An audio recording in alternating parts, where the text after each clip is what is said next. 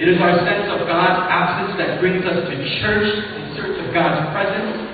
It is our sense of absence, of God's absence, that allows us with such passion to go out and seek church events, church revivals, church this and church that. Because deep down inside, we long for God's presence in that way. We long to feel Him again. We long to make sure that He is known, that He is making and revealing His revelation and His grace to us. We long, and so we seek it out. And that is why I believe we come to church every single Sunday, because we long for His presence.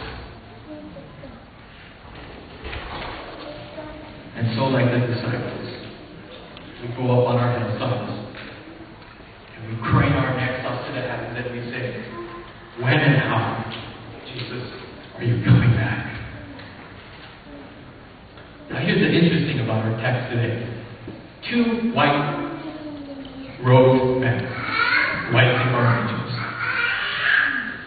They come up, the disciples, and they say, men of Galilee, why do you stand looking up toward heaven? Better, you should look around instead at each other, at the world, at the ordinary people in their ordinary lives, because that was where they are most likely to find God now. Not the way they used to knew Him, but the new way. Not with His own body, but in everybody else's bodies.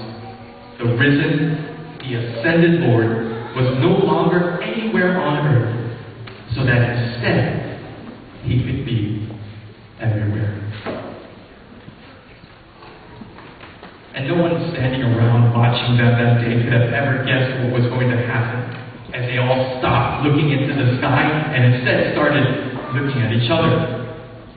At first, it didn't seem like much. 11 abandoned disciples with no master to follow. They had given up their whole lives to follow Jesus. Nothing now. So it didn't seem like much at first. But guess what? These 11 disciples became what would be called the church. And in those first days and years that came after the ascension, it would be rather obvious of what happened. Those 11 people came to church, and then through them, followers became leaders. And then listeners became preachers. And then converts became missionaries. And then those who were healed became healers. The disciples became apostles, witnesses of the risen Lord by the power of the Holy Spirit. And nothing was ever the same again. When they stopped looking up to heaven and they started looking at each other instead, they got to the deep, entrenched business of being church. And once they did that, surprising things started to happen. They began to sound and say things a lot like Jesus did. They began to do things that they had never seen anyone do except for Jesus. They became brave and wise and discerning. Where 2 or 3 were gathered in Jesus' name, it almost seemed as if Jesus was right there in the room with them. It was almost as if instead of ascending into heaven, He had exploded and reached and filled every corner of every dark and every room and every person's heart in the world. This is who we are. When we say we are Hope Church, when we say that we are a church, when we say that we are the body of Christ, we are not saying that we are just individuals who believe in Jesus. We are saying that we are the living embodiment of the Holy Spirit, Christ's presence living in us. And if you want to talk about Christ living in this world, you talk about the church. If we look around at each other, instead of looking at the heavens, I wonder how church would change. Now we go to church to worship, to acknowledge the Lord's absence, and to seek the Lord's presence.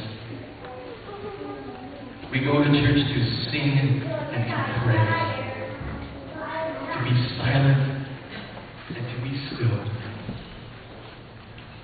hold out our empty cups and to be filled with the bread and the wine and the abiding presence of the absent Lord until He comes again for us. Do you miss Jesus sometimes? You long for the assurance that you have not been left behind, that you have not been abandoned. Have you been waiting? Then why do you look up toward the heaven? Look around you. Let's go to kind of prayer.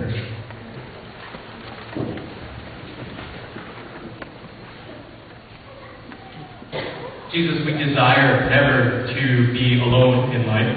We always desire presence. Presence is what makes us tick. Presence is what gives us joy and fulfillment. Presence in our life is what makes us who we are. And Lord, there is no other presence in life that we so desire than you. And we wonder what it felt like for these disciples when they saw you rise up into heaven and leave them for good.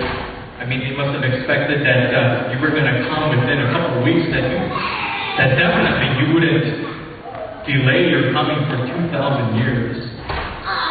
And so here we are, O Lord, a remnant of all of that, still waiting. Because that's all we can do.